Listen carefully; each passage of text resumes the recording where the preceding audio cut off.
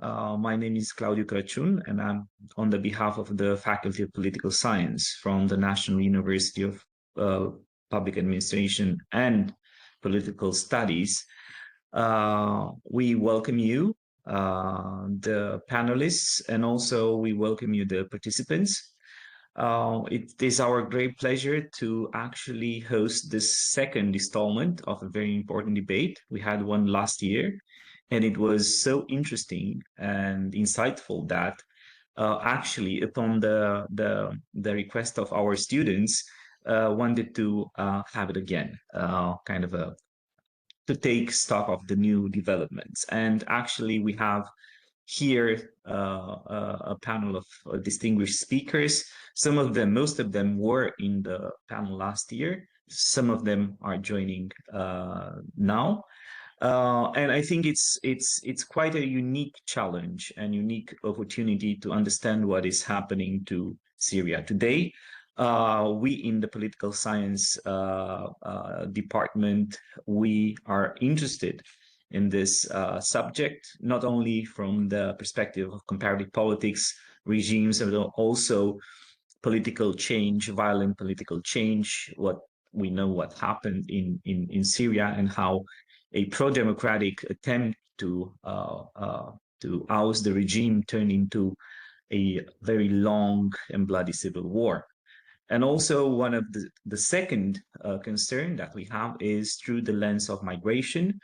Actually, the entity, the structure that organizes this meeting today is called the Center for International Development and Migration. We also have an MA program on migration, and some of the participants today are part of that program.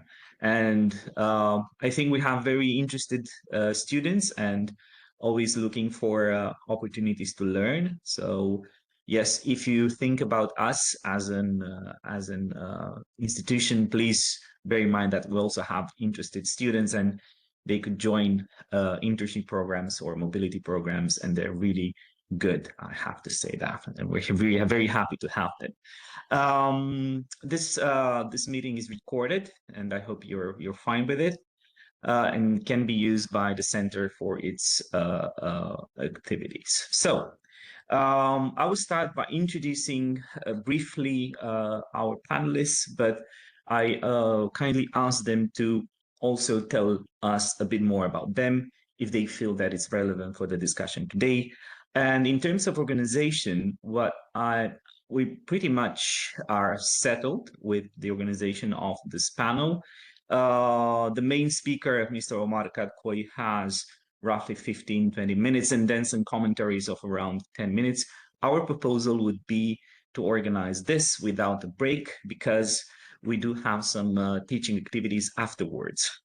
We're not free from that. So if you're kind enough to skip the break, and we'll have a continuous discussion. So in the order of their interventions, again, Omar Kadkoi, he's originally from Syria, but emigrated to Turkey after the war began. And now he coordinates the Foreign Office Security and Migration Program at the Heinrich Böll Stiftung Istanbul office. Heinrich Böll is a German foundation, green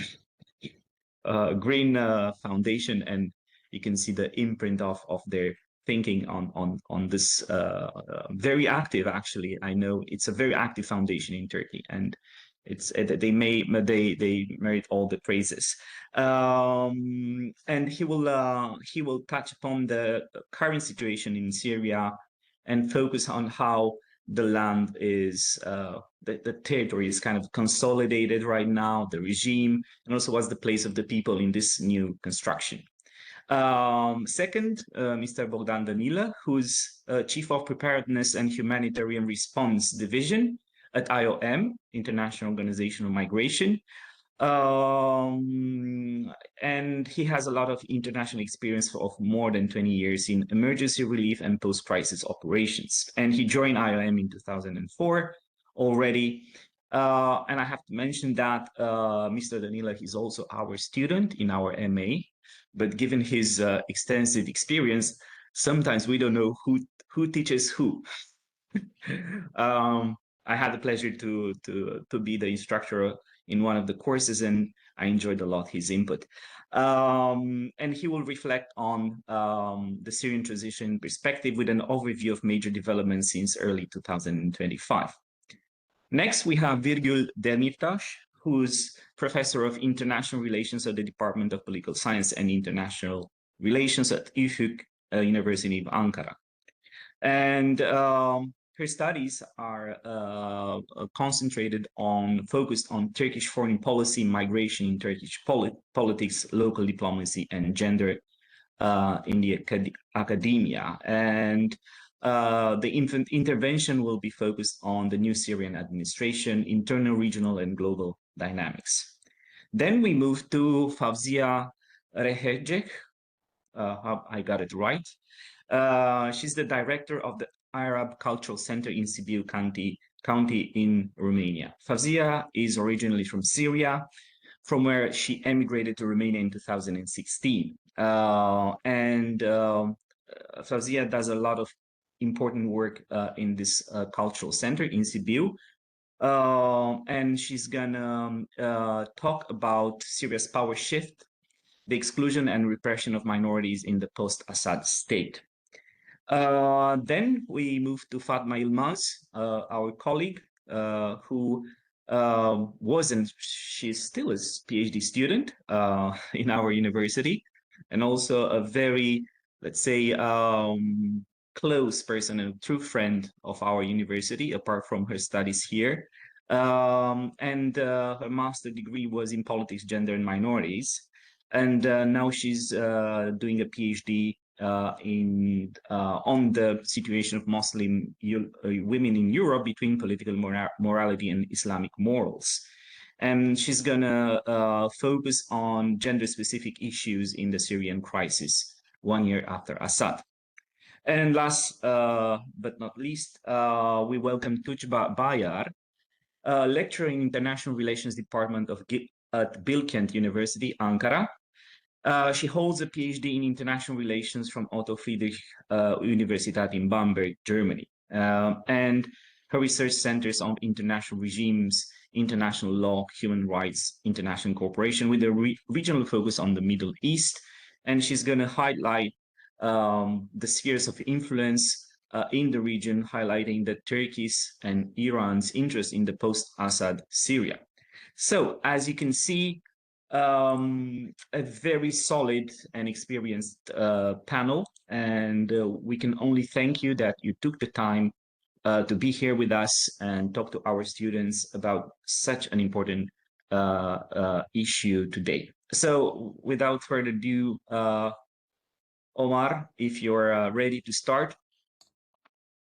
Thank you so much for these lovely words. I would say that it's a very good opportunity to be with you for 2 years in a row now. And thank you for joining us, for those who are participating.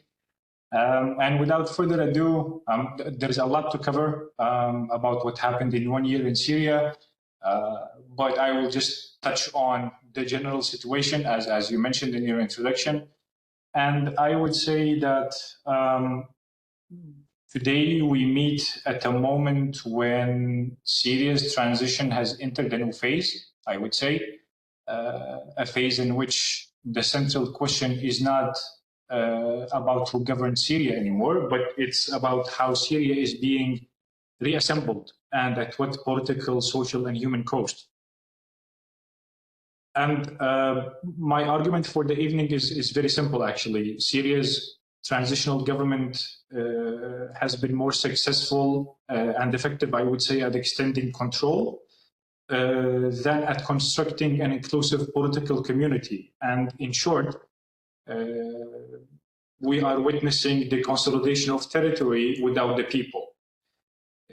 Looking back at the first year of transition, we saw rapid construction of interim institutions, the establishment of new security apparatus, efforts to formalize constitution and executive authorities. And of course, we also witnessed a strong push to project normalcy, in the sense that we saw cabinet formation, external diplomacy, engagement with international organizations to lift sanctions, and negotiations with regional powers. And if we look at what happened in the first year of transition through a statecraft lens, I would say that 2025 was not insignificant. It was very significant because in a very short way, years of fragmentation and isolation ended as a central authority reappeared with enough capacity to act, negotiate, and expand. But speed, unfortunately, is not the same as legitimacy. And unfortunately, a government can return to a political map before it embraces its own society. And if we look at Syria over the past year through a governance lens, we can, or at least I was able to identify 4 main forms of consolidation. One, institutional consolidation, like the ones that I mentioned a moment ago, and the establishment of these formal structures aimed, in my opinion, to signal order in New Syria. The second is diplomatic consolidation, because the transitional government sought recognition, sanction relief, and normalization. And the international community, I would say, shifted accordingly or repositioned itself accordingly. And regional and international actors continue to recalibrate their position. Some of them are engaging, some of them are hedging, and some of them are intervening militarily while still adjusting politically, I would say. The third was narrative consolidation. I can say that there was and still is a new and deliberate narrative of a unified Syria that is being restored after collapse. And this narrative is powerful and in some respects and aspects is actually necessary, but it can also obscure and resolve the fractures. And these remain because we cannot resolve these fractures by simply administratively managing them away. It doesn't work like that. And the fourth and most important consolidation is territory consolidation, because Damascus or the government in Damascus worked to reassert its authority across key geographies, sometimes through negotiations, sometimes through force, and else times through hybrid arrangements. And if I tap on what happened in the northeast, where most of Syria's Kurds live, territory consolidation showed us how integration, quote unquote, can be advanced under the language of state unity while remaining deeply contested on the ground. But I think we have time to dive into the details later on. But at the same time, the same last year also required raising a different question, a question of what has not been consolidated, and the answer is very simple: the Syrian people. Because if territory has been more or less consolidated, the Syrian people have not. And I want to be a bit specific here when I say the people. I'm not just referring to a rhetorical category. The Syrian people here refers to concrete deficits, deficits of rule of law, human rights, representation, protection, trust, accountability, transitional justice, and equal citizenship. And these deficits are visible across the Syrian communities, but not in identical ways. For example, again, among the Kurds in the northeast, the core issue has been not only militarily control, but also political status, local governance, security structures, and meaningful participation in the future of the Syrian state in a decentralized way. That was the Kurds' aspiration. But here, or after a year of what happened between the government in Damascus and the Kurds in the northeast. The question now is whether the northeast can be politically integrated into this new emerging authority and reassembled Syria without erasing local agency. And if we look, for example, at the Druze in the south, the same past year has also showed how quickly a local insecurity, state distrust, and armed autonomy can escalate into a wider crisis, because Suwaida was not a peripheral episode, I would say, in Syria's first year of transition. It was a warning, and it demonstrated that minority-state relations remain very fragile, and that the central authority, when not matched by local legitimacy, it can deepen fragmentation rather than heal it. And of course, I cannot mention all of these groups without tapping on what happened to the Alawites on the coast. The issue was about fear, vulnerability, and collective insecurity in the aftermath of violent reprisals and massacres. And under these conditions, transition, we cannot experience transition as political opening. We experience transition under these conditions as survival, and again, unfortunately, no sustainable transition can be built on such grounds. And across all these files, in the northeast, in the south, and on the coast, there was one pattern that recurred with fundamental distinction: the state. The government in Damascus, in the form of the government in Damascus, returned in an authority, before it returned as a guarantor of inclusivity. And this is very key.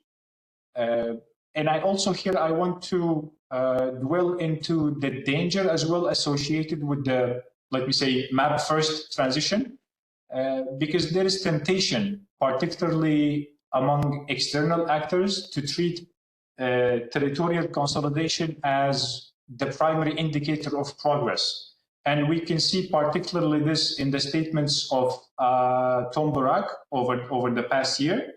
And by indicator of progress here, the way, at least how I interpret the way they see it, is that if front lines are reduced, then they count that as progress. If a central government extend authority, then that's progress. And if institutions are formed and sanctions are adjusted, I'm not going to say lifted because they are not fully, then that is progress.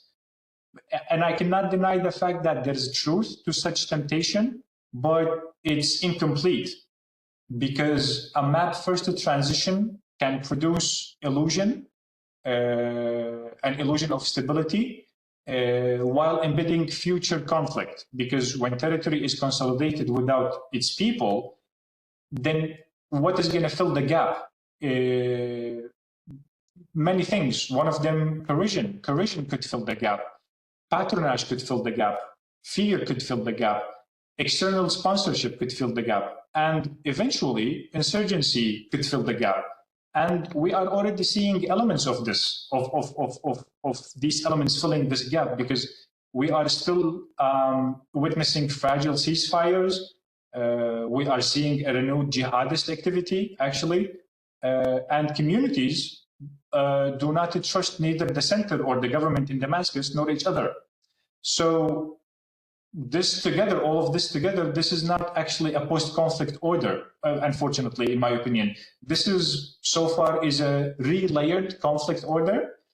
And in this re-layered conflict of order, uniforms changed, checkpoints changed, even the legal language has moderately changed, but we don't see rule of law. And without rule of law, human rights, inclusive politics, accountability, and national legitimacy, the structure of the center and the structure of exclusion will endure. And I also want to touch upon one particular thing that is often and so far is secondary in the eyes or the calculations of the government in Damascus, but it is in fact very central to Syria's future. Transitions are not only about who controls territory. Transitions are also and equally about who gets to belong, politically speaking. And this is where gender justice matters, and it matters a lot because it matters not as an add-on, the way the government in Damascus somehow tries to portray, but it's a diagnostic tool, because without women, and especially women from marginalized communities, what we exclude is representation.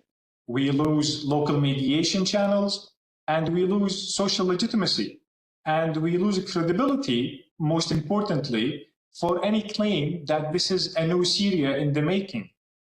And similarly, when human rights, local civil society space shrink under pressure of stabilization or under the disguise of stabilization, the transition reproduces the old formula in a new language. And what language is that? It's order before rights and security before dignity. And Syrians, including myself, we know this formula very well, and we know where it led for the past 15 years, if not for the past 52 years. So a transition that sidelines women, civil society, and local communities may still produce institutions, but it will not produce an enduring democratic peace, definitely. And 1 year into transition, external actors, they are very central to Syria's transition, not only in aid and diplomacy, but also in shaping the incentives of transition itself. Because when we look at the EU, the US, Russia, Turkey, Israel, and the Gulf, we see them repositioning with different priorities, such as counterterrorism, border security, political normalization, influence, or containment. And these priorities are understandable, considering the length of their involvement for the last 15 years, but they can also lead to unpleasant outcome, because under these conditions, the international management of Syria, without democratic transformation or its people's agency, turns Syria to a file to govern, while the society itself remains ungoverned, domestically and internally speaking. So if international engagement rewards territorial consolidation, and because it was deemed as progress, as I said, while at the same time it deprioritizes accountability, inclusion, local participation, then the external policy itself will reinforce the very imbalance that I am criticizing just as we speak. And instead, what we need is let me say, a different structure of stability, because the structure that I would like to see should not be just about who controls territory, but who protects civic and civilian rights. Not just whether institutions exist, but whether they can be held accountable, and not just whether Syria is reconnected diplomatically, but whether Syrians are reconnected politically with the government they have so far. And if we accept that Syria's transition is currently consolidating territory faster than people, then policy responses, whether Syrian, regional, or international, must aim to close that gap. And as a final thought, I'm going to say that the transition should be judged by the rule of law and prevalence of human rights, not cartography. Because Syria does need state institutions, definitely. It also needs functioning center, yes. It needs a territorial coherence, but a state is not only rebuilt when on these parameters. A state is also rebuilt when its own people believe they can live in it without fear and as equal citizens. And in my opinion, the central challenge of Syria's second transition year, the 2026, will not be whether Damascus could actually consolidate more territory, because somehow it reached its limit beside the territories occupied by Israel. It will be whether the second year of transition, it will be whether the transition itself can finally begin to consolidate Syrians across sectarian lines, across ethnic lines, regions, and gendered exclusions. And most of all, across the deep wounds of 15 years of war. If it can't, we have two possibilities, in my humble opinion. If it can't, then Syria is going to remain appearing as a file that we can govern on paper, while unstable in reality. But if it can, then I think the next chapter of Syria's transition may still move forward progressively, and by shifting from control to legitimacy, from ceasefires to political community, and from survival to dignity. Thank you so much. Thank you very much for this great introduction, which sets kind of the framework of our conversation, and also a vocabulary for understanding the situation there. And now I turn to Mr. Bogdan Danila for his intervention. Thank you so much, Claudio, and very nice to see you. Just 1 second, I'm just trying to post my presentation. The thought, if you have questions, please write them down in the chat section, or just note them down, remember them, and we're going to get questions at the end. It's working or can be seen? Oh, perfect. Okay, good afternoon, everyone. First of all, it's a privilege to join this panel again. So I'm Bogdan Danila. Claudio, thank you once again for introduction. So I will be sharing some IAM's perspective on focusing on humanitarian migration developments over the past year. In the first edition of this webinar last year, we discussed possible scenarios for Syria's future. From optimistic peace to ongoing instability. Today, I will try to revisit those expectations versus the reality we see now, and focus on 3 areas: IAM's operational achievements in Syria in 2025, the recent migration and displacement trends, and the reintegration challenges facing Syrians. The last 2 I think, are key to understand how Syria has changed over the last year and what it means for people on the move.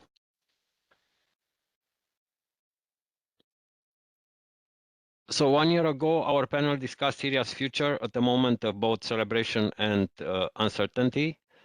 We had seen the formation of actually, Omar, you already mentioned, we have seen the formation of a transitional government and the start of Syria's reintegration into regional diplomacy, which gave many hope for a more stable, inclusive era. Back then, IAM and other experts outlined scenarios for Syria's trajectory. Our most likely outlook was gradual stabilization with ongoing challenges. So what happened, in many ways, that cautious optimism proved justified, but the path has been far from smooth. On the positive side, state institutions have slowly started functioning again in some formerly contested areas, and Syria has reestablished some international ties. The front lines of the civil conflict have largely frozen, but not completely. Millions of displaced Syrians seized the window of opportunity to return home, a sign that many had confidence to try rebuilding their lives. However, the challenges we warned about last year are still very much with us. So 1 year into the transition, the scale of humanitarian need remains staggering. According to the UN, about 16.5 million Syrians are in need of humanitarian assistance in 2026. That is roughly 3/4 of the population. An estimated 90% of Syrians live below the poverty line, a statistic that sadly has not been improved since last year. Basic services are still struggling. Electricity and water are intermittent in many areas. And furthermore, protracted drought has also hit agriculture and power generation, contributing to fuel shortages and high food prices. All of this means millions of Syrians still depend on aid for everyday needs like food, water, healthcare, and shelter. Displacement inside Syria still remains one of the gravest humanitarian challenges. We still have around 6 million Syrians internally displaced. Many have been living in camps or crowded shelters for years, and the new displacement crisis continue to erupt, like one was last month, and unfortunately still some conflicts in part of the country. On a more positive note, the more stable period following the peace agreement in late 2024 opened the door for massive return movements. By our data from December 2024 up to January 2026, nearly 3 million Syrians, IDPs, and refugees have returned to their communities. This is an extraordinary scale of returns equal to about 11% of Syria's total population. However, these returns, while a positive sign, also place huge pressure on communities already stretched, and many return areas are not fully ready to receive everyone. I will discuss a little bit more on the integration challenges in a bit. Maybe just to mention also when it comes to the whole of Syria humanitarian architecture, on a positive side, for example, last year there were like about 200 organizations and were like mostly international. Now it increased to about 330 and more than half are Syrian NGOs. We are happy to see that localization is moving forward. But on the other hand, when it comes to the funding, for example, for now, the humanitarian needs and response plan for Syria is just less than 6% funded. A few words about IOM in Syria, because I mentioned last year we just a continuation. So for IOM, the past year has been transformative in terms of our operational presence in Syria. We received formal consent to relaunch operations countrywide, which were gained in July 2025, building on the previous large-scale cross-border operations from Gaziantep actually into Syria since 2014. Current staffing, we have 420 personnel. This includes the staff, IOM staff, consultants, and contractors. Operational hubs we have in Damascus and in Aleppo. IOM now co-leads the Solution Working Group on Durable Solutions for Displacement and participates in key UN coordination structures like Shelter NFI, Housing, Land and Property, which is a big issue actually in Syria, Accountability to Affected Populations Working Groups.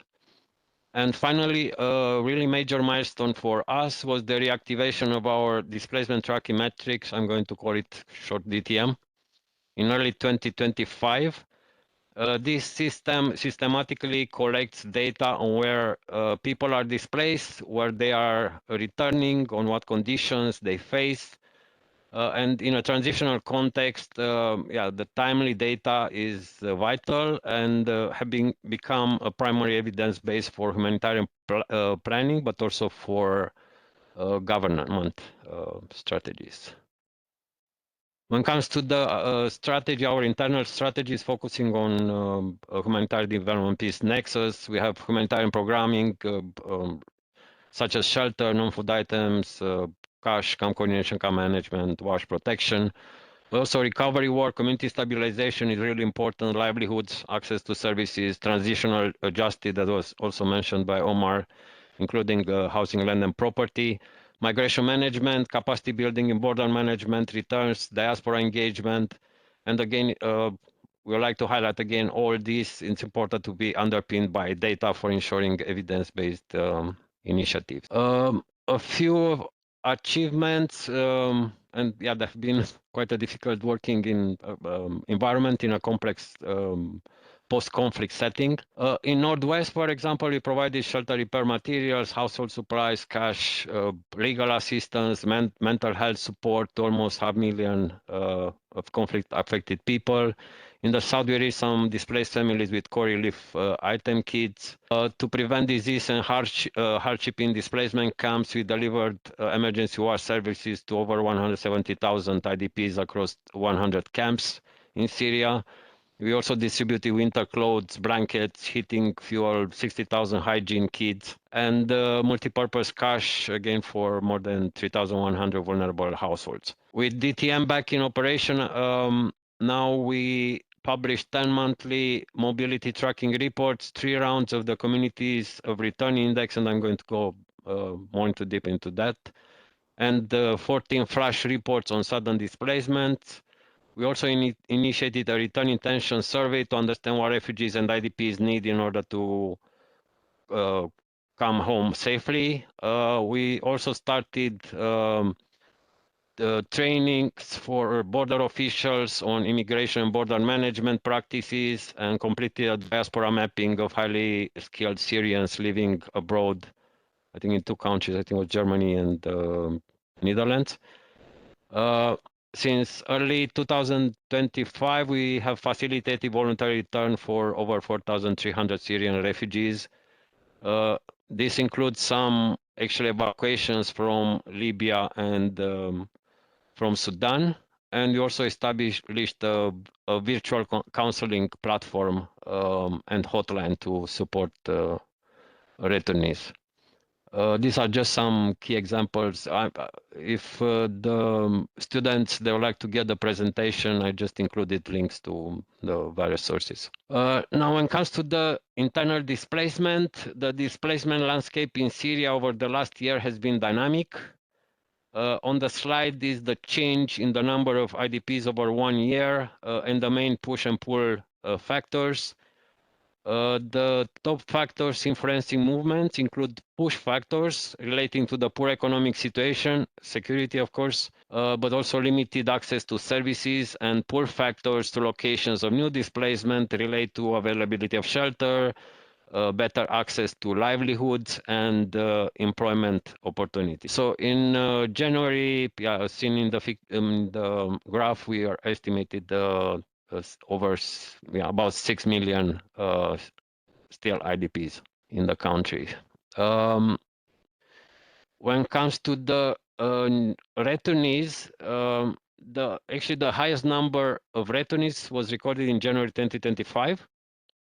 And as seen on the trends, practically we noticed a decline in the number of returnees over the past 3 months. Top 3 pull factors for return is perceived improvement of security, also to repose assets and properties, and better access to livelihoods. However, these hopeful trends have been offset in January 2026, like 1 month ago, when intense fighting around Aleppo and northeast Syria forced more than 200,000 people to flee their homes. So thankfully, many of these families were able to return, though roughly 66% of the displaced from Aleppo had returned by early February. Still, there are tens of thousands are still displaced and afraid to go back. The key point is that displacement in Syria now moves in 2 directions. There are significant returns when stability allows, but also setbacks can rapidly create new displacement. IDP returns add an additional pressure on communities of return and highlight need for investment to ensure these returns are sustainable. When it comes to arrivals from abroad, on the slide, again, there are monthly trends. About 10% of the returnees actually from abroad decided to return to a different location than their place of origin. Top 3 pull factors are pretty much the same as the case for IDP returnees, but improvement of security is higher ranked than when it comes to the IDPs. Maybe to mention that through IAM's Assisted Voluntary Return and Reintegration Program, we also supported about 130 individuals to return from Europe, from countries such Belgium, Finland, Greece, Netherlands, I think Portugal. Now conditions in areas of return, and we are working on communities of return index. IAMS DTM implements the community of return index, which is a data collected from a network of over 300 IOM field enumerators, and using almost 20,000 key informants across over 3,500 locations in all governorates in Syria. In the map are highlighted locations as per the 5 durable solutions pillars, starting from non-conducive to fully conducive. Now conducive versus challenging regions. For example, Idlib and Damascus offer more favorable return conditions, while other areas such as Al-Hasakeh and Araqah face severe challenges restricting mobility and services. As I mentioned before about housing, land and property disputes, 87% of communities report HLP disputes due to damaged housing and overlapping claims, which are pressuring local authorities. Access to legal documents is again a very low scoring. Continued insecurity threatens the sustainability of reintegration. In over a quarter of assessed communities, about 28% key informants reported that people may soon consider leaving, either redisplacing or displacing for the first time within the next 6 months. With high cost of living and limited employment, returnees struggle to afford basic needs. Investments are required in areas of high returns, like in particular Aleppo, we have over 650,000 returnees. Hama, again, over 350,000. Idlib, again, is over 500,000. All 3 governorates achieved the composite classification of partially conducive. And again, the key challenge is also access to documentation, access to livelihoods, and adequate standard of living. On the slide, there is a web link to the full report, and also there is a link to a public data set for Excel sheet, very detailed for more detailed information. On the way forward, sorry. Yes. On the way forward, I think Syria still stands at the crossroads, just as described last year. Looking ahead, we considered and believe that the way forward is to pursue durable solutions through a comprehensive approach, balancing immediate relief with long-term recovery. First and foremost, we must simultaneously cover both meet the urgent aid needs, but also support integration. Secondly, a strong focus on livelihoods is essential. And third, we would also harness the power of partnerships, especially with the Syrian diaspora and the private sector. Okay, let me stop here. I have 2 more slides, but it's just with links actually that the students can see. We have various documentation, more additional information was not included in the presentation. And just because we are talking, we're just discussing about figures, but we shouldn't forget that we are talking about people. So human stories are also very important. Thank you very much. Thank you very much. You can send me the presentation, and with the help of Alina, who organized this session, we can send it to the participants. That would be great. Now we turn to Professor Birgül Demirtaş for her presentation. Thank you very much for the organization of this conference and for your invitation. My presentation is related to Turkish foreign policy, in fact. Turkey's approach toward the new Syrian administration, and the main dynamics and the main parameters of Turkish foreign policy. In my presentation, I will analyze the development of Turkish-Syrian relations after the fall of the Assad regime in December 2024. I will focus on the main areas of cooperation between the 2 countries and examine the fundamental dynamics of the bilateral ties. I will also elaborate on the place of Syria in Turkey's international relations currently. In the first of my presentation, I will analyze the basic characteristics of Turkish foreign policy since the early 2000s, very briefly. Second, I will shed light on different areas of cooperation between the two countries. I will mainly focus on security issues, economy, and economic and cultural cooperation. Then I will have a few concluding remarks. Starting with the general characteristics of Turkish foreign policy in our current global order. As you might know, there is a huge literature with regard to the characteristics of Turkey's international relations in the recent years. Of course, it is impossible. We don't have enough time to review all the literature in my presentation, but I can emphasize the most important features. First of all, when we talk about Turkey in the current global politics, mainly it is accepted as a middle power that has a sizable military, economic, demographic, and geographic power. It has an influence in its neighboring countries, and it is accepted as a regional power as well. Second, Turkey both uses hard and soft power in its foreign policy. We have many examples of it. Third, Turkey has an important maneuvering space in its international relations due to the changing conditions in the global environment. There's an important shift in the global system since the 2000s, and we clearly witness its signs in the current global order as well. Some call it post-Western order, some call it post-liberal international order, but it has some new characteristics, whatever we call it.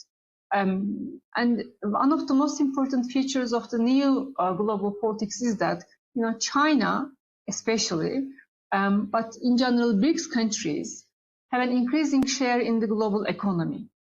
As the share of China in the international economic system increases, the shares of the United States and the European Union continue to decrease. And in this emerging new international system, middle powers like Turkey have more opportunities to achieve strategic autonomy and act independently in their international relations. They sometimes have shifting alliances, and sometimes they establish multiple cooperation mechanisms. I would argue that Turkish foreign policy in the Syrian context is an example for middle power diplomacy in a changing international system. And let me give an example from the discourse of Turkish politicians. And President Erdogan has used the metaphor from Mevlana Celaleddin Rumi. Mevlana was a 13th century Islamic scholar, and he stated that the needle leg of the compass is fixed. It is in my religion. But with the other leg, I go around 72 nations.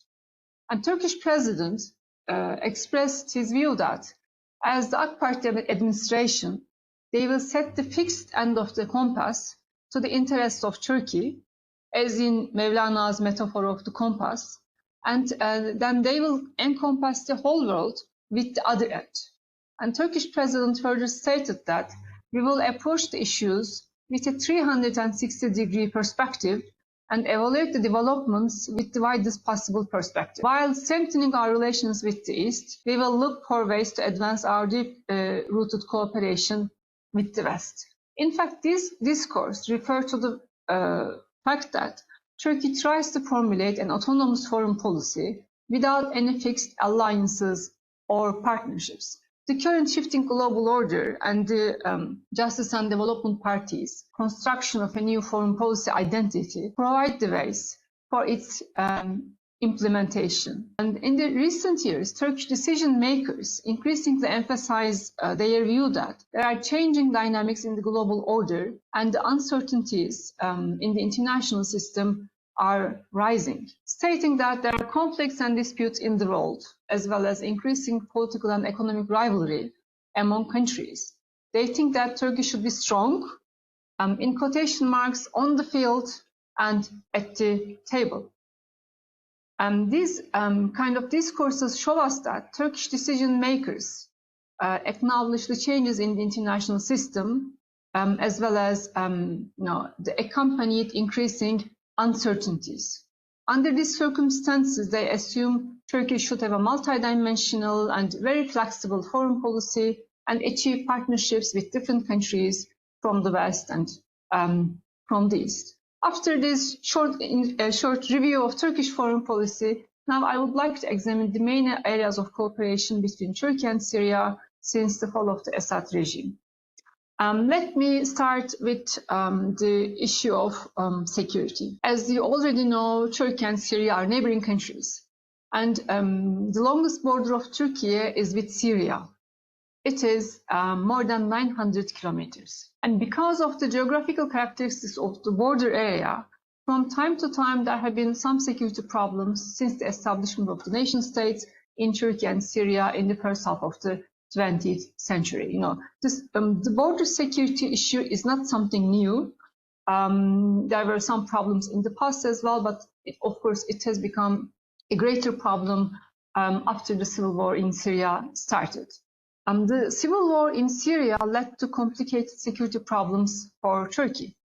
First of all, it led to the emergence of a new terrorist organization, YPG, that has linkages with the PKK.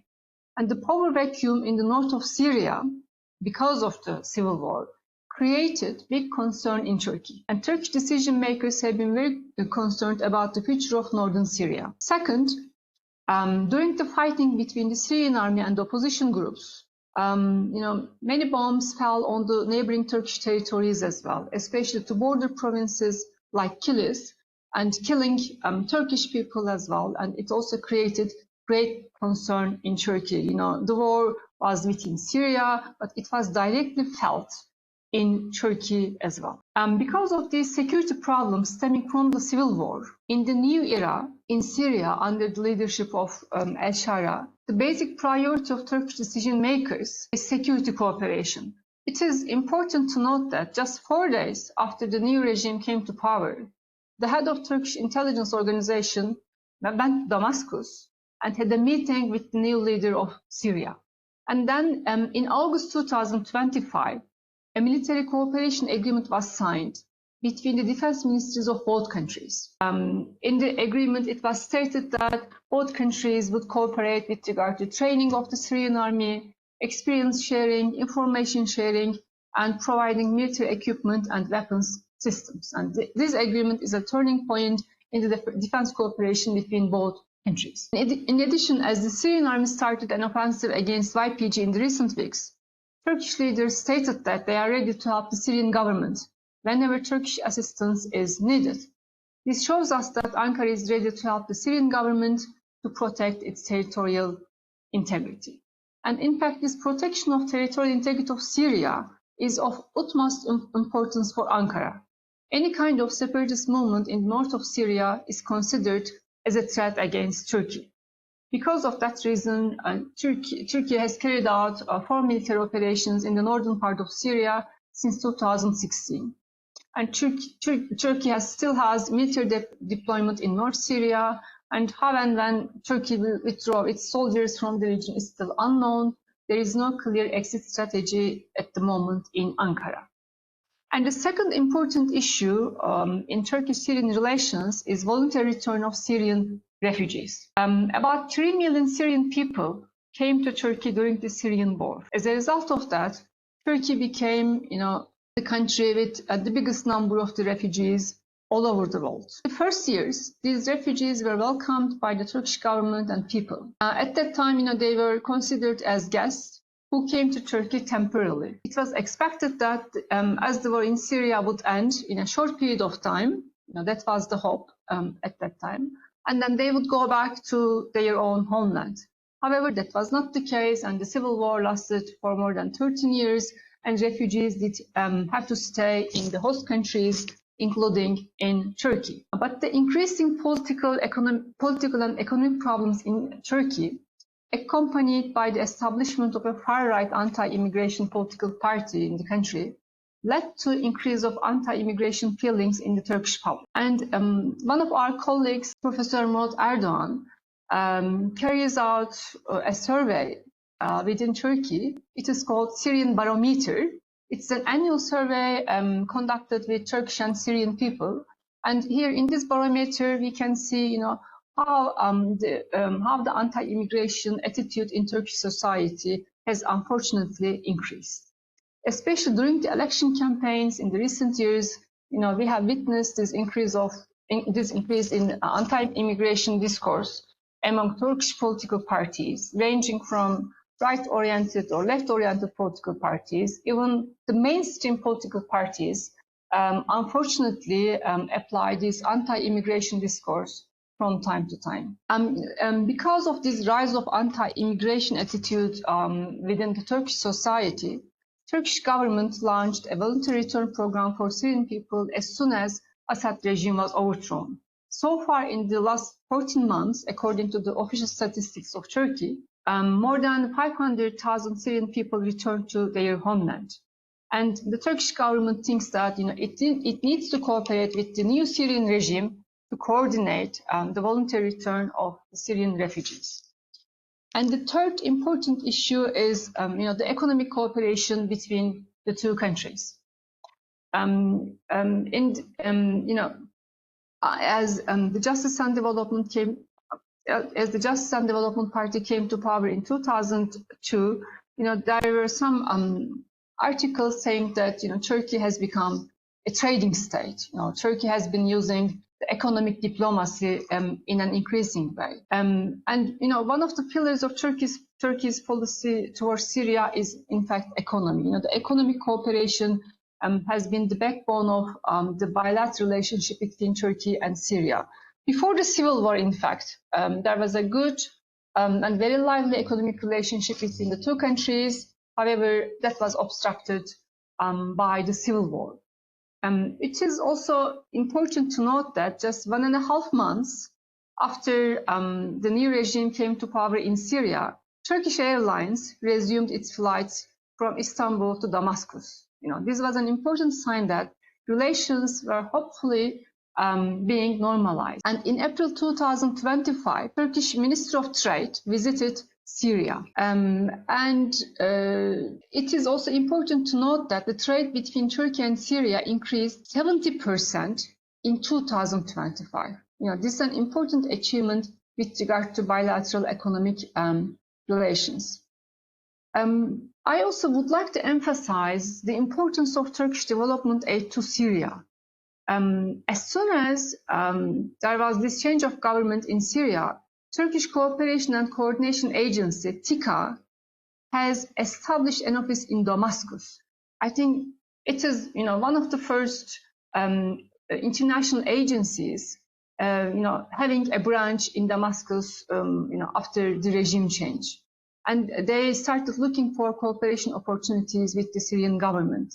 In addition, Kızılay and Turkish Diyanet Association and some Turkish NGOs are working actively to provide assistance to Syrian people. And the fourth important area is culture.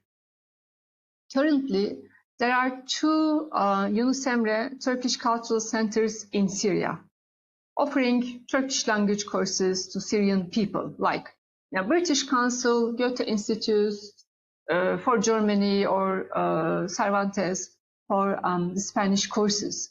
One of these Yunus Emre cultural centers was established in Azez in northern Syria in 2020. Second was opened in Damascus on 18 December 2024. Just 10 days after the fall of Assad regime. It is important to emphasize how quickly Turkey acted to reinitiate its cultural diplomacy in the capital city. This is an important evidence showing that how Turkey focused on soft power tools in the Syrian context. Fifth and last area of cooperation was local diplomacy. In fact, Turkish administration started to implement local diplomacy as soon as the new era started in the neighboring country. Civil diplomacy in general has become an important soft power instrument of Justice and Development Party's foreign policy during its reign since 2002. In the Syrian context, for example, Hatay, the city in the southern part of the country, established a sister city relationship with Laski and Idlib in May 2025. The mayor of Hatay promised to provide assistance to the infrastructure of both cities.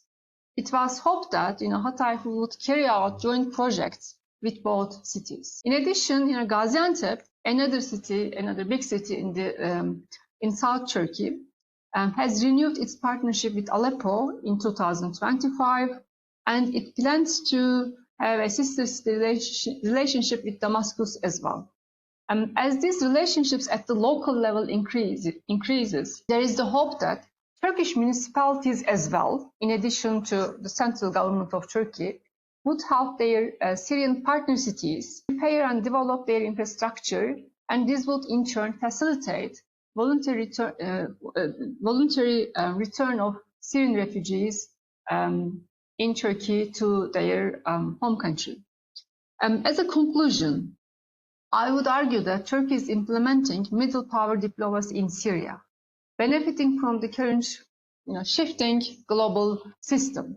It carries out a multidimensional international relations through the fields of security, refugee issues, economy, culture, as well as local diplomacy. In the Syrian case, we witnessed both hard and soft power of Turkey, and as soon as the Assad regime collapsed, Turkey acted very quickly. TİKA opened an office, Yunus Emre Institute opened its new branch, and Turkish Airlines resuming their flights. And Turkish business organizations having trips, Turkish Minister of Defense concluding a cooperation agreement with his counterpart.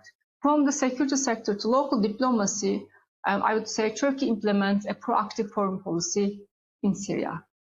Thank you very much for listening to my presentation. Thank you. Thank you very much for your presentation and for this dimensions that you brought to the conversation. Now we move to Faziye Reje. Yes, thank you very much. You pronounced very good my name. First of all, thank you for inviting me, and I'm very glad. Like really, I don't like to speak about Syria, especially post Assad, because the reaction with minorities, and this is why my short presentation. First of all, I feel very disappointed about the revolution, because first year I worked directly with refugees in Romania in my last 5 years, let's say. So I am with contact with the refugees from Syria, who really was very active during the revolution in Syria. And I wasn't one of the person who was very active with the revolution, because I was very 20, my age in that starting with the revolution. And why I am very disappointing, because of the reaction, it's transformed to something very religious. That I was shocked and surprised. The first thing the people do when they have the liberation in Syria, they try to, in country where more than half, it's minorities and multi-ethnic people, in Syria, they pray in streets, which I was very shocked, and it shocked me a lot. Like the principle of the revolution, it was democratic liberation, liberty of speaking, against dictator, not only the religious part, this is why I would like to mention this at the beginning. Then I have 5 ideas. One, collapse of the centralized authoritarian control in Syria. In the post-Bashar al-Assad era, Syria's highly centralized security state has dismantled, and the absence of central authority has created an ongoing political and security vacuum in Syria now. Armed faction and competing political forces are reshaping the structure of governance. And the most important thing, minority communities faced increased vulnerability, aimed institutional instability, and weak state protection. The second idea is sectarian realignment of power. The previous regime, as you know, relied heavily on the Alawi community within military and security institution. But now in the current phase, political influence is shifting towards Sunni majority actors, which is very dangerous, moving from the minority and now extreme to majority. And the narrative of collective blame blame against groups associated with the former regime have emerged. And as Mr. Omar mentioned about the situation and the bloody situation in, let's see, with minorities during the massacres in the 8th of March against Alawi, and then with the Druze and the autonomy of Druze and what they are seeking in Syria, and with the Kurds. So the situation, it's not like this rosy like the international want to present it. From the reality and from the ground, it's very bad situation in Syria, because the feeling of not satisfied, or even if on the paper we start the processes of transitional justice, but on the reality there is no transitional justice. The people who have control in Syria, let's say economically, they pay now for the new regime in Syria, and now they integrated again the same faces, the same people, the same economic businessman who is very famous with the Assad state, and now they are with the Sharia.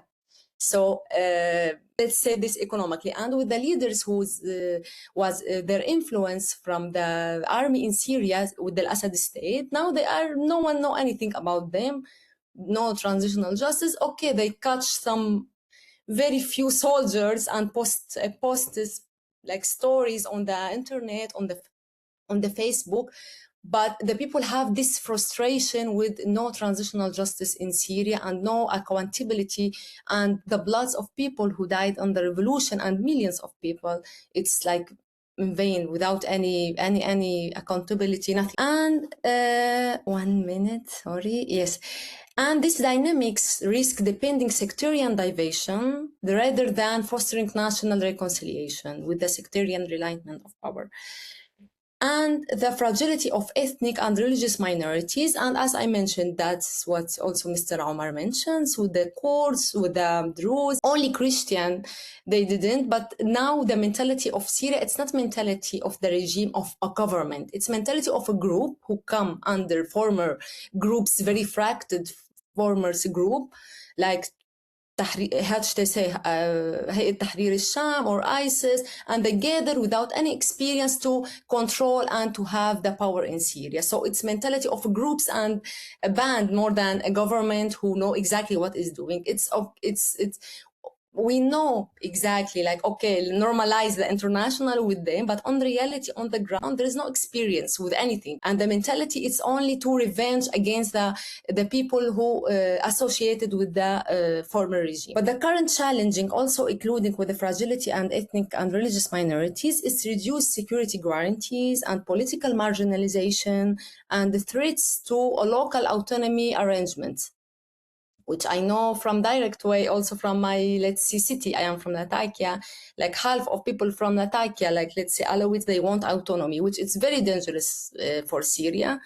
The people, the minorities want autonomy in Syria, and there is no success for a new Syria, a new area of freedom, liberation, and democratic. It's become only with one Syria, with all minorities, with all religious minorities, and risk of renewed internal and external displacement, which is happening now with the new waves of the refugees into Europe. And it's already started with all minorities in Syria. They start to evacuate and flee from Syria. And fourth, it's rise of Islamist governance model. Some faction promote governance framework rooted in religious ideology. Concerns also persist regarding pluralism, minority rights, and women's protection, which I will not mention about women's involvement or policy, let's say, decision, if they are not pretending to have a woman in the government, new government. We have maybe just one woman, but they just put it like, look, we have one. And she's from a Christian minority in Syria. But even they didn't pretending like, let's bring women, even like yes. The central challenging remains balancing religious identity with inclusive state building. And the last idea is continued foreign influence Each state backs different actors with Syria, and we have till now the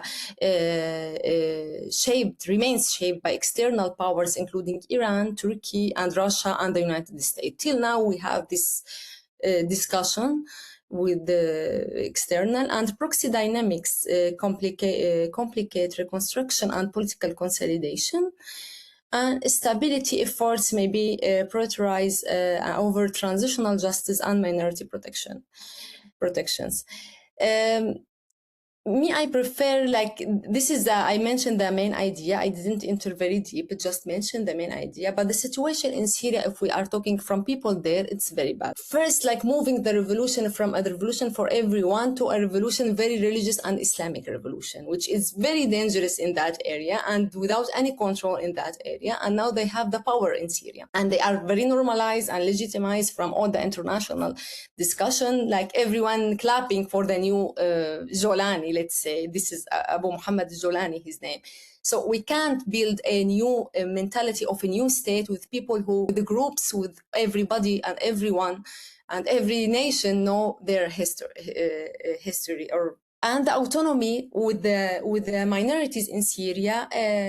All the minorities in Syria, let's say it like no one say this, they want autonomy. The Alawi in Syria and but I am not with that idea.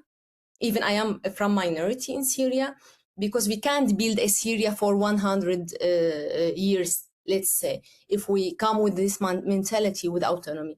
But Alawi, Murshidi, Ismaili, Christian, Kurds, Druze, and all those, they want autonomy. And they fight for autonomy. We can remember what happening with the Druze. This year, what happening with the Druze. So it's, in my opinion, this is why I'm not very involved with discussion with Syria, because I'm very negative about the reality there and about the situation with the transitional justice also. So yeah, so I think I speak 10 minutes or maybe less. Thank you very much. I mean, yes, everything that you brought to the discussion is very relevant, especially this religious outcome of the revolution. I think it's a key issue in the discussion, and it's important to see how this new administration, new government is seen by people who are part of the revolution, had expectations, and also paid a high price to see that the outcome, it's something foreign. Yes, and also it's a lot of names who was involved in revolution in Syria, and they are not satisfied with what's happening now in Syria. And regarding with this moving all the principle of revolution and the people why they died in Syria to something very, not let's say Islamic, like more than this, because the first reaction, this is why I'm not sure if everyone is very familiar with this. First thing you did in Syria, you go to pray in the streets and the school and the governments and it was shocked for me, because I was in contact with people who asking for refugees, asylum in Romania, for example, because I worked in Romania in Timișoara Center Refugee with the European Agency for Asylum in last 5 years. So the seeking for asylum, it not was about religious roots or religious reasons. It was about liberation, the dictatorship, even they didn't mention minority, let's say Alawi, who is was controlling with the former regime in Syria with Assad. But then it's changed suddenly, because who come to the power in Syria was because of his background. I think it's also influenced with who come and influence and take the control in Syria with the Tahrir Sham. Yeah. Okay. Thank you very much. Thank you. We now move to Fatma. Fatma, you have the floor. Thank you very much. So thank you for the invitation, and thank you for the precious presentation that I have heard. I have acquired some very important information, And I'm glad to see some of you again and to meet some new ones today. I will be very brief and I will get straight to the point. Things have changed a lot in Syria. There are different perspectives, the social situation, the politics. And I would like to specify that the way in which we try, I speak for myself, to understand what is happening there. It's a privileged one. The main people who continue to bear the price of the transition in an aggressive way, I would say, are again women, children, elderly, vulnerable people. And I want to say something. I would especially like to thank Mr. Danira for all the data presented.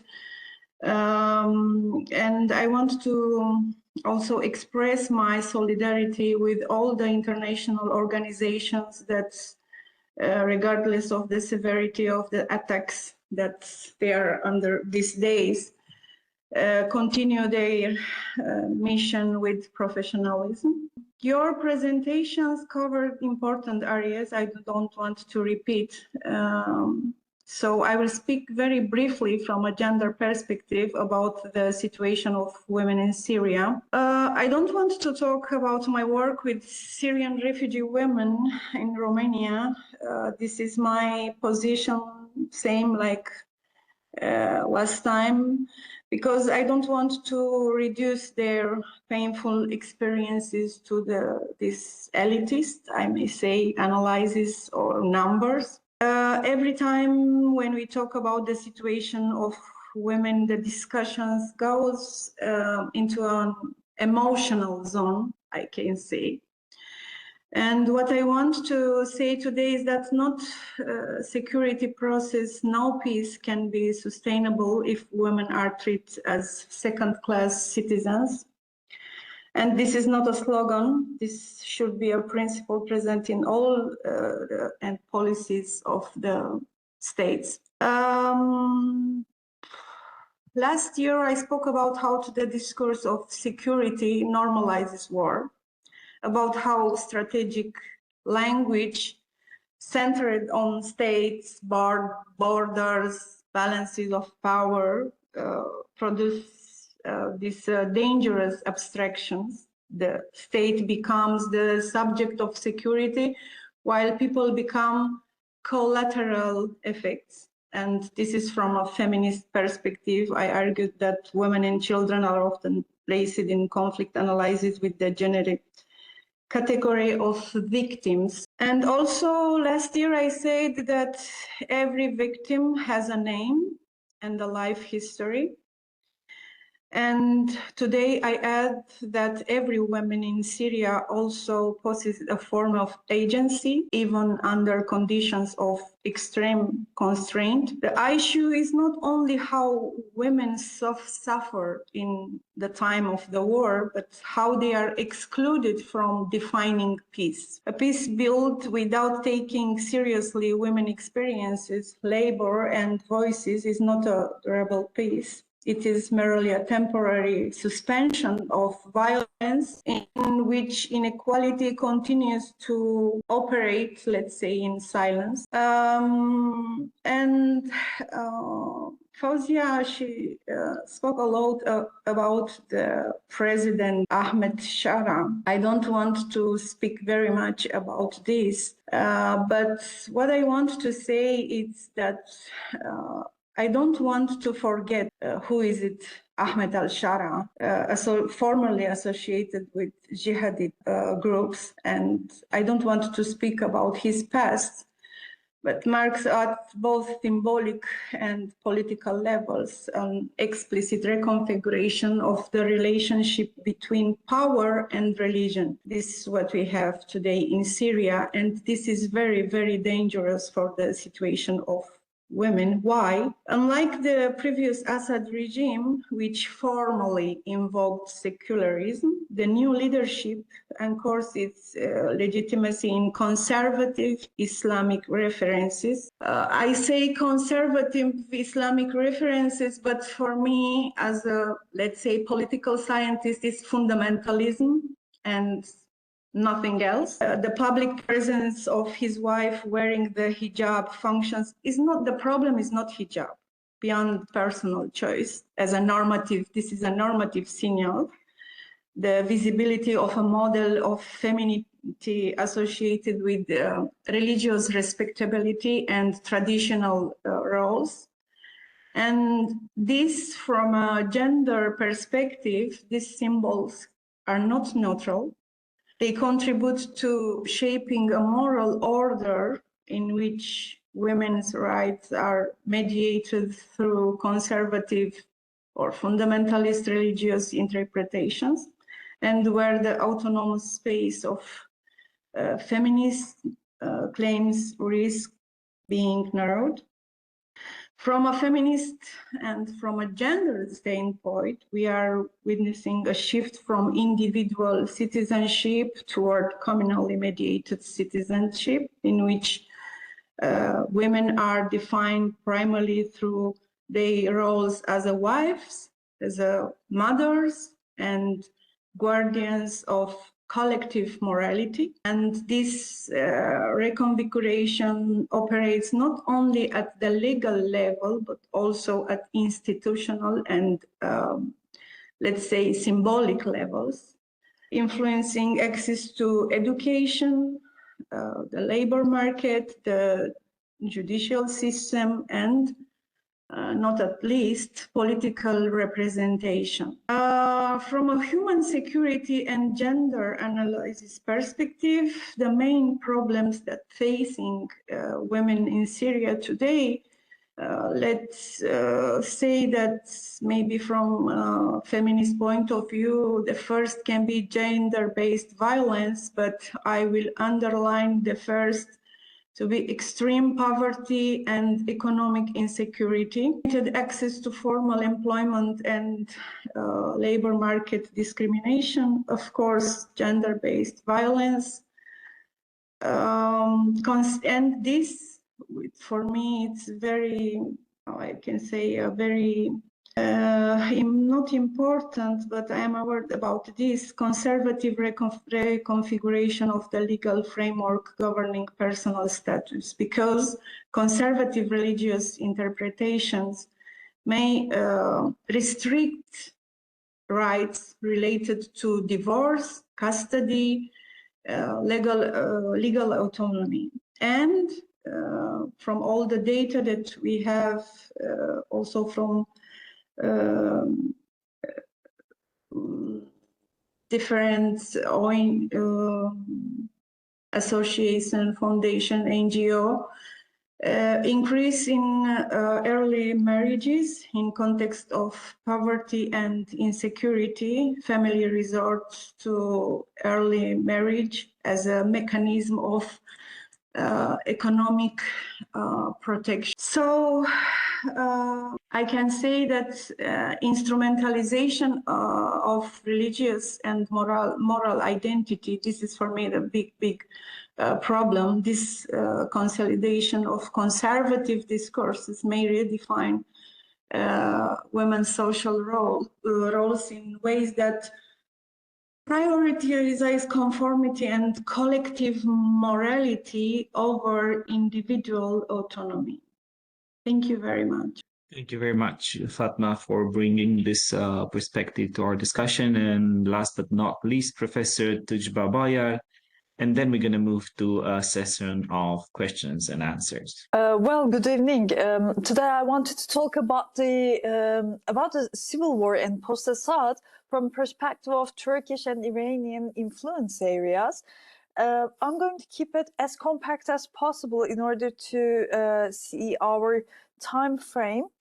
Actually, I have published about it before the fall of Assad, about how Turkey and Iran keeps influencing Syria, or how they are competing over these territories of Syria. And in that writing, I had discussed that there are three spheres that those two elements are competing with each other in terms of hard power, in terms of soft power, and also in terms of their alignment with great powers. That's how I wanted to see it. And there, of course, when that civil war in Syria had started, we see that both Turkey and Iran, as ambitious middle powers, they're historically competitive and they're tight enmeshed with Damascus, suddenly face a shaking state at the intersection of their security and ideological concerns. And the Syrian civil war transformed the historical rivalry into a multi-level competition over spheres of influence that I have just mentioned, those three. In terms of soft power and ideational level, well, the literature names Turkish foreign policy as a neo-Ottomanist one, although it's not, of course, called like that officially. This neo-Ottoman doctrine casted Turkey as a democratic, economically successful Muslim model with a special history legitimacy in former Ottoman territories. So that translated later into support for Syrian opposition indeed. And of course, it comes together in a package with open border policy for refugees and opposition figures unavoidably, the political backing for bodies such as Syrian National Council. Meanwhile, we see Iran approaching the civil war as an Islamic awakening. So the interpretation is completely else here. And the soft power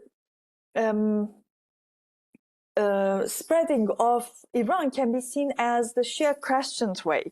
So Iran sees this as an opportunity to extend its revolutionary anti-imperialist project through sectarian and ideological networks. In this vision, Syria is the central node of that axis of resistance running from Tehran through Iraq and Syria to Hezbollah in Lebanon. And Assad collapse would not just topple an ally, it would sever the land bridge that makes Iran's regional deterrent strategy possible. At the same time, those two middle powers were competing in terms of hard power, of course.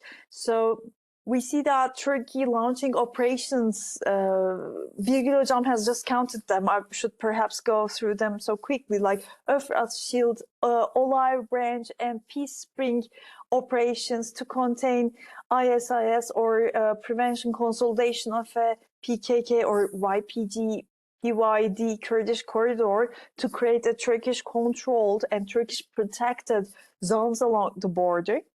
As for Iranian hard power, we see that Iran embeds itself through inside the pro-regime camp by deploying the Revolutionary Corps and Quds Force in advisory roles, mobilizing Hezbollah, Iraqi Hashd-e-Shaabi units in other Shia militias, and providing economic lifelines, of course, and credit lines to keep Assad state functioning. And in terms of great power alignment, in this framework, I can say that Iran had the upper hand as it was aligning together with Russia with its air power, diplomatic cover under the UN Security Council and so on. But Ankara did not have this kind of a coverage. The traditional alliance with United States had already eroded actually when Iraqi war was launched in 2003. And in that time, we also see United States supporting YPG forces quite deeply. Therefore, Turkey was deprived of this kind of support. And when we come to the post-Assad time, first of all, it was quite unexpected. Those two middle powers, Iran and Turkey, they were caught so actually unknowing in that power. And those three influence areas also affected directly. When we see the Syria, 1 year after Assad's fall, the hard power map changed on one hand, but in terms of logic, not in form. So the regime's coercive core has collapsed, yet its infrastructure has not disappeared. It has been absorbed, I can say, and fragmented and rebranded by external powers and domestic armed groups as well, in that sense. So for Turkey, the post-Assad opening doesn't mean withdrawal immediately, but it means consolidation. In this time, we also come across with United States changing its position vis-a-vis the YPG, PYD, PKK-related groups. And Ankara's military presence in northern Syria originally justified in terms of border security and the containment of PKK-linked structures. It remains the central organizing principle of its Syria policy, and Turkish-backed local councils, security forces, education, training, service networks deepen a de facto zone of influence. That's what we come across. And if things did not change, the last time I have seen news related to Turkey-Syria relations, Turkey promised to train certain troops of Syria in addition to other law enforcement units like police force. But I don't know if it has already started and if it's taking place or when it starts. I missed perhaps that part. And as for Iran, we come across with a dramatic change, of course. It's by contrast, of course, Iran enters the post-Assad phase with a very diminished freedom of maneuver. Last June 2025, the 12-day war in which Israel launched extensive strikes on Iranian territory and military infrastructure exposed the vulnerability of Iran's air defenses. Command systems forced Tehran to prioritize strategic survival over those expeditionary ambitions. And today, I can't say 100%, but to a great extent, we see that Israel is benefiting from Syria's airspace. And at the moment, Iran is in the brink of a war vis-a-vis United States. United States has brought like 2/3 of its navy and 1/3 of its air force around Iran. And in that sense, probably with the dominance of Israel over Syrian territories or national airspace, in that sense, Iran feels already quite condensed in its own territories. And as for Russia's hard power, of course, I told you that before Assad, Iran's power was also supported by the presence of Russia. In the post-Assad position, well, Russia's hard power did not evaporate. Of course, I can't claim this, but it adapted to a great extent. However, it keeps quite low profile at the moment. The engagement of Russia is somehow else. Let me just frame it like that. And therefore, Iran is not at a position to benefit from that over Syrian territories. Actually, all those lines that Iran was benefiting from, may that be Revolutionary Corps, Quds Force, or Hezbollah in Lebanon, Palestinian groups like Hamas and Islamic Jihad and their smaller fractions, Iraqi Shia militias, perhaps Arab-related associated militias that are Shia, they have all weakened in that time.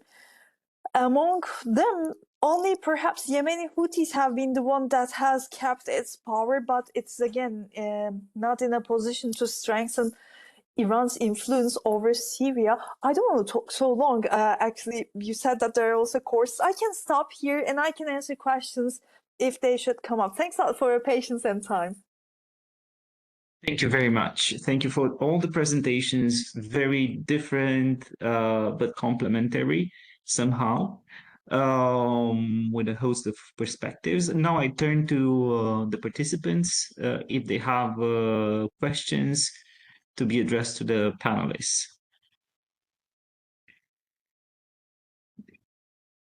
If not, I have like 10 questions, but we don't have probably the time to answer all of them. All right. until our dear participants are, gathering up some courage to ask a question, they can also use the chat option to write there if they want. I want to ask you, we were thinking about what happened in the last year. I would kindly ask you to make a projection. What do you feel it's kind of the main thrust of this transformation? Where is that leading? Is it leading to, I would say, a state of permanent conflict? Or is it kind of slowly stabilizing, maybe not in a very, I would say, secular form, but still stabilizing? I mean, where do you feel that, the next 6 months or 1 year can lead us?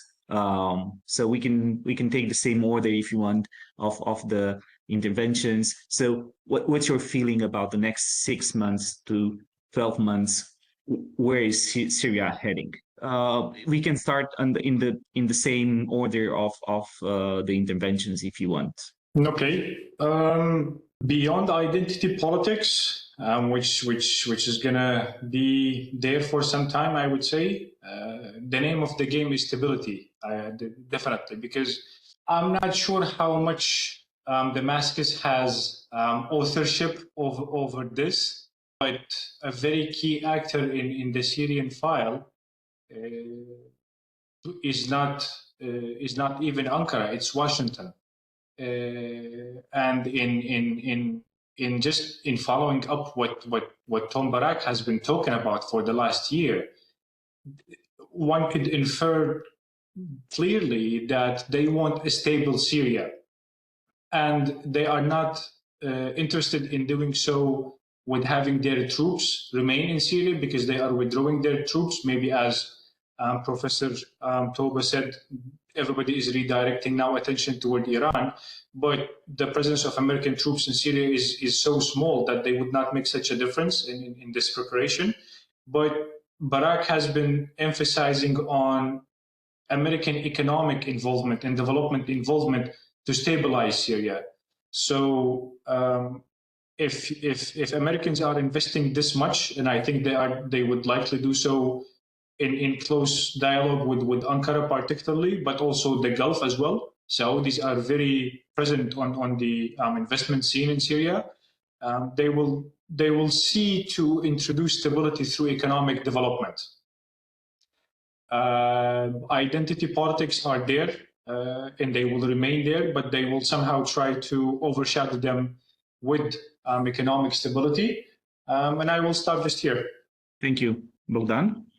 Thank you, Claudio, for the question. Now, in 6 months or 1 year, I don't think that is going to be a big change. Sincerely, we shouldn't expect, dramatic change. We are talking about a country that has been affected for 15 years, and it needs a long-term plan. So we might have to take it step by step, like kind of for this year, for example, one plan or would be the Syria with no camps by 2026, so not to have, for example, the camps anymore by the end of the year. But yeah, it needs many. It's very complicated, so I wouldn't say that in 6 months or 1 year are going to be dramatic changes. And also when it comes to the investments are needed there, I also don't see, I don't know, for the moment it's a big gap. The needs are too big versus the resources. I can continue. Like the previous speaker stated, I am not also expecting a kind of great transformation in Syria in the short term.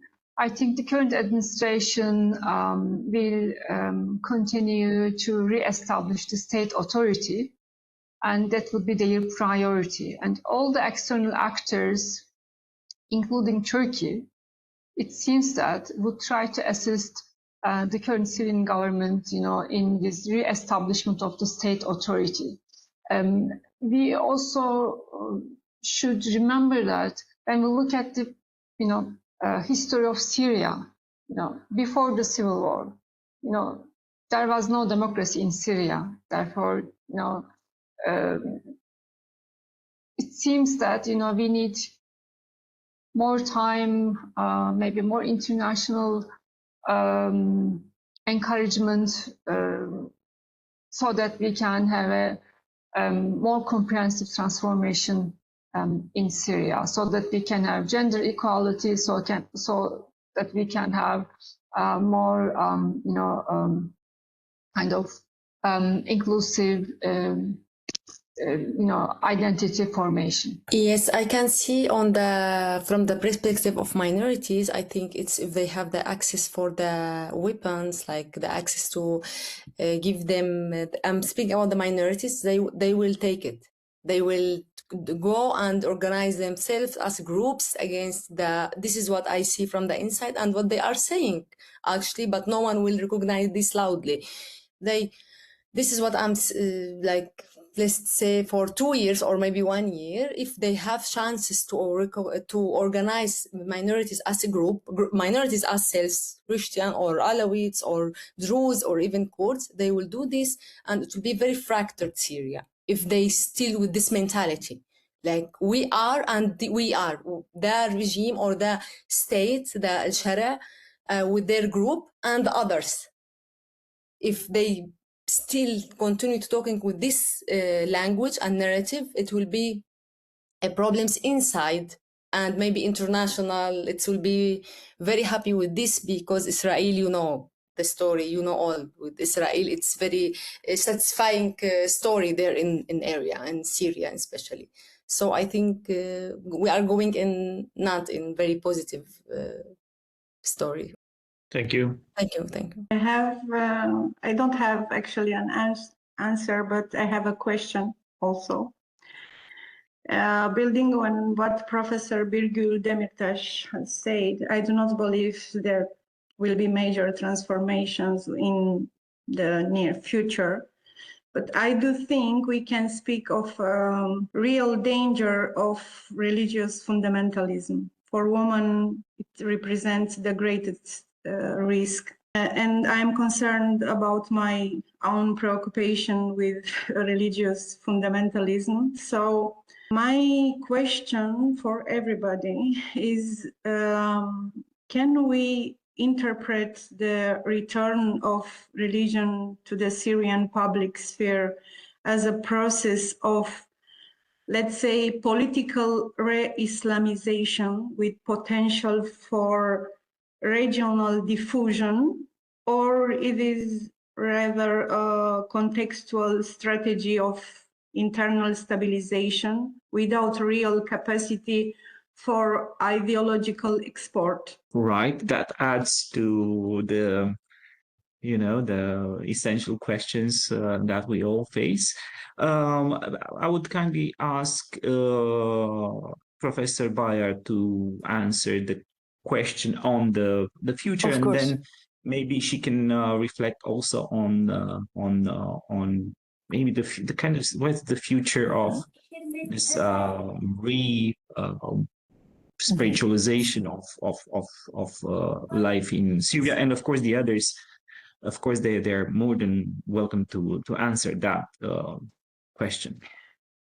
Well, about what's going to happen with Syria, Syria is facing quite serious problems, not only in terms of its international relations, but also domesticities, from the payments to be given to civil servants, to housings and demolishments and existence of various foreign elements on Syrian soil. That's already problematic. Well, in traditional sense, such problems were settled from them. We have witnessed other cases similar in early 2000s or even early. We had seen that international conferences were set for that, multilateral. The thing is that in this post-liberal order, that multilateralism is also changing. It's turning into a very transactional thing that we're not quite familiar with indeed. Therefore, it's impossible to tell in what ways it's going to evolve. What I know is that in that region, coercive diplomacy is a thing, so it can take its toll in different ways. But when it comes to questions related to religion and how it's going to influence or come up, I really have no idea, because I have never studied international relations from that perspective. I have zero answers to that. Thank you. Thank you. Any takes on the question of Fatma? Whether is there a prospect of kind of rollback of secularism in Syria and the region? Yes, there is a hand raised. Not sure. Hello. Yeah, It's please. not actually a question or an answer related to the previous question, but it's mostly my inputs related to the discussion about today, which from the panelists, which also mentioned the Syrian democratic forces. And I want to also present my input regarding this related to the Syrian democratic forces, which is actually the, let's say, the Kurdish army, which is mainly formed, as some of the professors who mentioned here, YPG and YPG. Both of them are the Kurdish armies. One of them is actually the People's Protection Unit, which is a US-backed Kurdish militia group, and the YPG is the Women's Defense Unit, which is actually the Kurdish female militia. And this Kurdish army, let's say, was established as a Syrian force with the primary mission of combating ISIS and securing territory within Syria. So from its beginning, the Syrian Democratic Forces positioned itself as a multi-ethnic coalition, bringing together Kurdish, Arabs, and Syrian Christian units, among others. Because before you also said, you mentioned about minorities. And this inclusivity allowed it to play a critical role in protecting vulnerable minorities, most notably the Yazidis, during the ISIS genocide, as we all know, and to coordinate with local Christian militias in order in Syria to ensure the security and, of course, the continuity of these communities. And I remember that one of the panelists mentioned the PKK. So although the tensions have arisen across the borders, particularly due to the Turkey's concern regarding the Kurdish movement, the Syrian Democratic Forces has constantly framed its mission and in a defensive and Syria focused, with no operational or strategic interest in Turkey. So they mainly were formed in combating terrorism and combating ISIS, of course. And it's, of course, nevertheless, the situation remains politically sensitive as a perception of security differ between Turkey and the broader international community. And right now, in the present, related to the divided Syria, we all know that in 2026, I mean recently, the Syrian Democratic Forces reached a comprehensive agreement with Damascus, establishing a ceasefire and phased integration plan. So let's say for the moment there is no war. And this deal ended open hostilities in northern Syria and outlined steps to integrate the Kurdish army, let's say, forces and institutions into the Syrian state. Say this is the beginning of an integration, which I think it's a great start for Syria and to end this conflict. Thank you. Thank you for the comment. Not being a specialist by no means in the region, but I do remember that there is a kind of a classical kind of perspective in comparative politics by the Dutch political scientist Arjen Leibhardt. And in his work about fragmented polities, fragmented states, he argued that they can stay together if the so-called constitutional democracy or consensus democracy is built. And this is a special type of regime, is a special type of institutional arrangement in which all the component parts have a system of representation, and they are part of the regime in different key positions. So we're not really on uncharted terrain. And I don't want to downplay the challenges of Syria, but we have seen that this kind of institutional designs can work. I'm not sure that it would work in Syria. It worked in Lebanon for quite a while. It can work maybe also in Syria, but also from what we know from democratization studies is that it's very difficult to reconcile democracy with the lack of secularism. If there is insurgent religious, any kind of religious mobilization, then it gets very difficult to put in place a truly democratic regime that is also having a chance to get consolidated. And of course, also from the democratic theory literature, we have all kinds of warnings. If the institutions are built as majoritarian, they're prone to conflict and they're prone to contestation. If they're built as more consensual, proportional institutions, there is a good chance to have some kind of stability and a political community that accepts being part of that particular state. So Professor Bayer has to leave, and we're getting